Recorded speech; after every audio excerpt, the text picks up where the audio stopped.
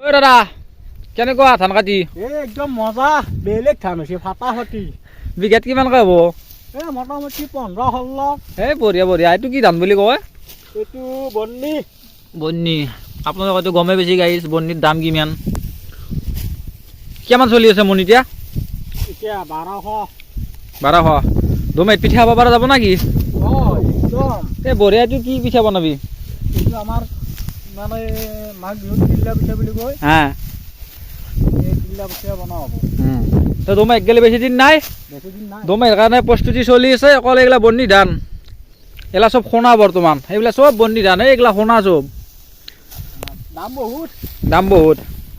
তো চাই থাকক আমি ধানখিনি কাটি লওঁ নে কি গাইজ যিহেতু বৰ্তমান খেতিৰ সময় চবৰে ধান পকি আছে চবে ধান কাটি আছে পথাৰত চব ব্যস্ত হৈছে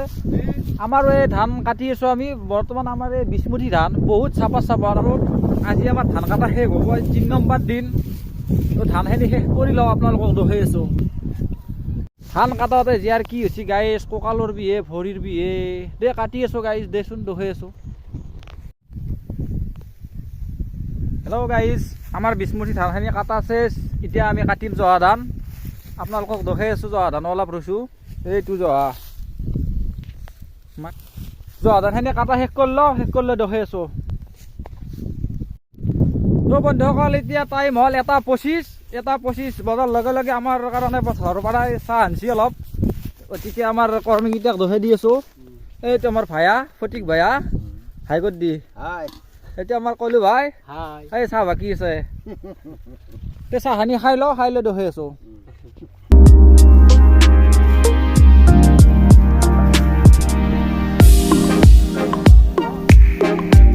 গাইছ ধান চান কাটা হ'ল তো এতিয়া আমি চুলি কাটি আছোঁ আপোনালোকে চাই লওক এইটো নাপিত আগে কৰে জিৰো মাৰি আছোঁ চাইছোঁ গাইছ মৰম দে নহয় কেনেকৈ চুলি কাটছি জানো ক'ৰবাত জংঘালি চাফা কৰিব গৈছি দে ভাই চাচোন কেনেকৈ চুলি কাটছি জানো ক'ৰবাত জংঘালি চাইজ গৈছি ক'ৰবাত নমস্কাৰ গাইছ ধান চান কাটা হ'ল 10 দিন মানৰ কাৰণে আৰু 10 দিন পিছত আকৌ কাটিব ৰ'ব তো চুলি তুলিও কাটি একদম জিৰো মাৰি দিছোঁ একদম কেম্বাৰে হাই গৈছে দে গাইজ উপায় নাই ফাৰ্ষ্ট ব্লগ